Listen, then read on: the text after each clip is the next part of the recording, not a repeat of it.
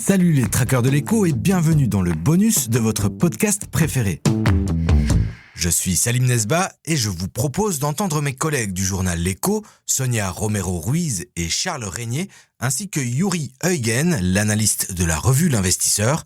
En cette période de l'année où l'on aime à se faire peur, je leur ai demandé qu'est-ce qui pouvait engendrer de grosses frayeurs sur les marchés.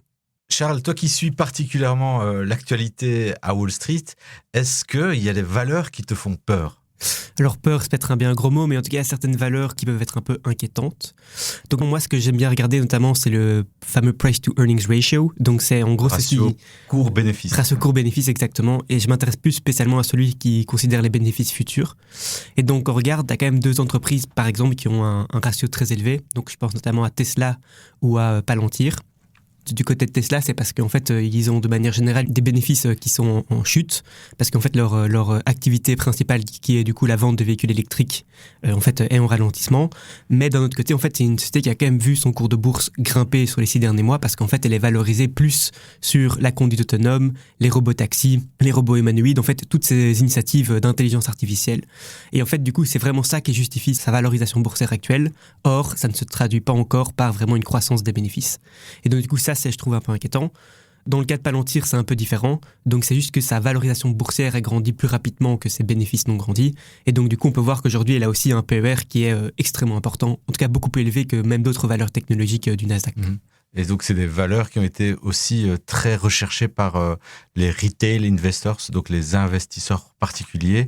Et c'est ça aussi qui fait que souvent, leur cours de bourse grandit beaucoup plus vite que leur activité. Bah oui, en fait, tant pour Tesla que pour Palantir, en fait, c'est des sociétés qui ont une armée de femmes, en fait. Donc, il y a plein de gens qui sont extrêmement fans de ces deux valeurs et donc, du coup, ils investissent dedans, séduits par, voilà, les promesses d'un avenir. Alors, je suis pas en train de dire que l'avenir ne se matérialisera pas. Si on regarde dans Tesla, c'est vrai que les business dans lesquels ils veulent se développer sont des business prometteurs, mais voilà, il y a encore beaucoup d'incertitudes autour de ces business et donc, c'est un peu ça toute la difficulté, en fait. Il y a aussi cette vague qu'on voit à Wall Street ces dernières années de quel sera le prochain Apple pour être le plus tôt possible investi dans le prochain Apple. Mais il y a une thématique qui est ultra à la mode à Wall Street, c'est l'intelligence artificielle. Et là, toi qui suis particulièrement Nvidia, est-ce qu'il y a aussi matière à se faire peur ? Alors oui, mais dans le cas d'NVIDIA, c'est un peu différent parce que du coup, on peut voir que la croissance des bénéfices d'NVIDIA s'est un peu fait main dans la main avec la croissance de sa valorisation. Donc c'est aussi une société qui a vraiment explosé en bourse ces dernières années.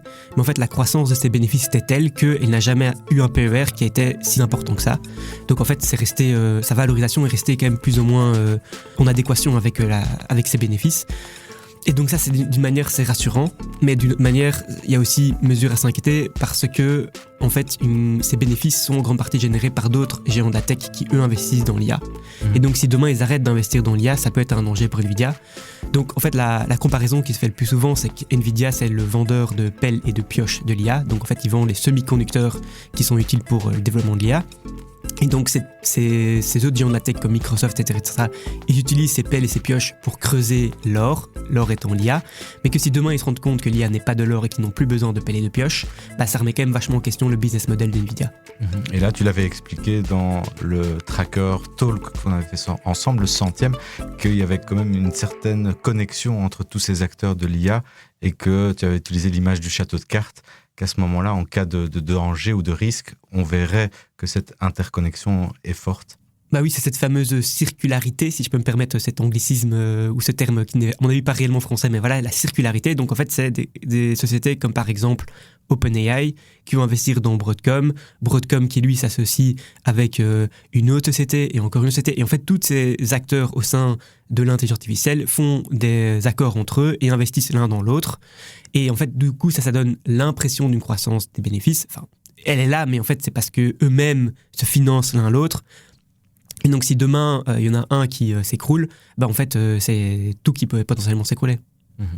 Eh bien, merci Charles pour ces éclaircissements et à bientôt. Avec plaisir, Salim, à bientôt. On vient de poser la question à Charles. Il a surtout pointé des valeurs à Wall Street. Est-ce que en dehors de Wall Street, dans la tech, il y a des valeurs qui te font peur, Sonia ? Oui, moi je pense particulièrement aux actions asiatiques qui sont liées à l'IA, particulièrement certains semi-conducteurs coréens. Donc Samsung, par exemple, l'action a un peu raté le train de l'IA, mais là elle est fort remontée ces derniers mois, elle est à plus 85% cette année. Il y a aussi SK Hynix, on est à plus 176% cette année. Et ça c'est vraiment sur la vague de l'IA.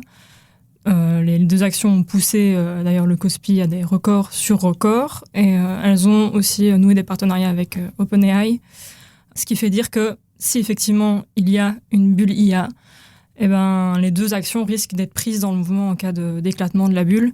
On l'a vu d'ailleurs en août quand Sam Altman, le patron d'OpenAI, a exprimé des craintes sur une bulle IA. Les actions tech américaines ont fort baissé à ce moment-là. Eh ben, SK Hynix et Samsung avaient aussi fort baissé. Donc, il y a une exposition aux tech américaines. Est-ce qu'il y a d'autres valeurs technologiques, d'autres valeurs qui étaient un peu à la mode ces derniers temps, qui te font craindre le pire ? Alors là, je me tourne vers les actions du secteur de l'informatique quantique. C'est un secteur dont on ne parle pas vraiment beaucoup. C'est assez flou, assez obscur. Mais c'est pourtant un des secteurs les plus spéculatifs de l'année. On a des actions comme IonQ, Rigetti, Quantum Computing qui ont grimpé entre 50% et 430% cette année. Et là, on en a reparlé la semaine dernière parce que le gouvernement américain serait intéressé de prendre une participation dans certaines de ces entreprises. En parallèle, on a aussi eu une annonce de Google qui affirmait avoir fait une percée sur le secteur. Et donc, ça a reboosté toutes ces actions-là à la hausse après avoir fortement chuté ces dernières semaines. Donc, on sent bien que c'est un peu les nouveaux meme stocks cette année. Et du côté des meme stocks, là aussi, il y a des inquiétudes à avoir. Oui, les meme stocks ont clairement fait un revival cette année. Là, on parle beaucoup en ce moment de Beyond Meat, par exemple. L'action a complètement chuté et puis elle a repris 1200% en 4 jours. Donc on sent bien qu'il y a cette fièvre spéculative qui reprend très très fort. On le voit aussi sur les forums Reddit des investisseurs dans les mêmes stocks. Je pense qu'on peut rester prudent à ce niveau-là. Oui. Bonjour Yuri. Bonjour Salim. Alors, en cette période d'Halloween, il y a beaucoup de choses qui font peur. Est-ce que tu peux nous donner des exemples de valeurs cotées près de chez nous et qui peuvent alimenter la peur des investisseurs ? Alors, je vais peut-être enfoncer une porte ouverte, mais on pense souvent naturellement aux valeurs biotech. Donc, les valeurs biotech, ce sont des valeurs binaires. Donc, soit on trouve un médicament, soit on ne le trouve pas. Donc, alors, c'est vrai que ces derniers jours, on a beaucoup parlé de Galapagos. Galapagos était censé, au fait, vendre à son pôle une thérapie cellulaire pour lequel il aurait dû toucher une belle somme. Et finalement, il n'a trouvé aucun acheteur. Et donc, naturellement, pas de gain. Et en plus, Galapagos devra fermer des sites, licencier des chercheurs. Et donc, ça va coûter plusieurs centaines de millions. Ce qui est positif, c'est que Galapagos a encore 3 milliards de cash de côté, donc c'est bien. Mais on va dire que l'année prochaine, à mon avis, ce cash sera déjà amputé de facilement 300-400 millions. Donc il restera donc dans les caisses environ 2,5 milliards. Alors c'est vrai que quelque part, on pourrait se dire, tiens, le titre vaut 1,8 milliard en bourse et il a 2,5 milliards de cash. Donc pourquoi ne pas l'acheter ? Mais ça fait déjà des années qu'on demande à Galapagos de trouver à la limite, ou bien d'acheter à la limite une autre valeur biotech avec cet argent. Mais actuellement, on voit très bien que Galapagos a du mal à le trouver. Donc, et j'ai l'impression que dans le marché, on commence à penser tout doucement que Galapagos ne ferait rien avec cet argent. Donc, à l'investisseur, on a décidé d'abaisser la recommandation à conserver. Mais à titre personnel, moi, je réduirais même les positions dans Galapagos. Et il y a d'autres entreprises du secteur qui te font peur ? Bon, on pourrait notamment citer encore d'autres valeurs biotech. Ce serait un peu facile de citer des valeurs comme Celiat et autres. Donc, mais je dirais que dans la plupart des cas, lorsque l'on parle de valeurs biotech, il y en a certaines qui peuvent réussir, comme Argenix, mais la plupart des autres biotech font vraiment peur. Donc, si vous voulez acheter des biotech, prenez-en vraiment à toute petite dose. À l'investisseur, vous suivez particulièrement aussi le secteur bancaire. Et là aussi, au sortir des résultats des grandes banques américaines, il y a certains éléments qui pouvaient faire peur aux investisseurs. Est-ce que c'est des peurs qui sont fondées ? il est vrai qu'une banque, ça sert à quoi? En fait, ça sert à octroyer des crédits. Alors, c'est bien beau d'octroyer des crédits, mais il faut naturellement être remboursé. Donc, et c'est vrai qu'on a bien vu que certaines petites banques régionales aux États-Unis avaient quelques clients, on va dire, qui étaient assez mal au point, quoi. Donc, et qui ne parvenaient pas, au fait, à rembourser leur crédit. Et donc le grand patron de JP Morgan, donc Diamond, donc a estimé qu'il y avait quelques cafards dans les banques américaines secondaires, quoi. Donc, alors c'est vrai que quelque part il y a assurément aussi des cafards chez nous en Europe.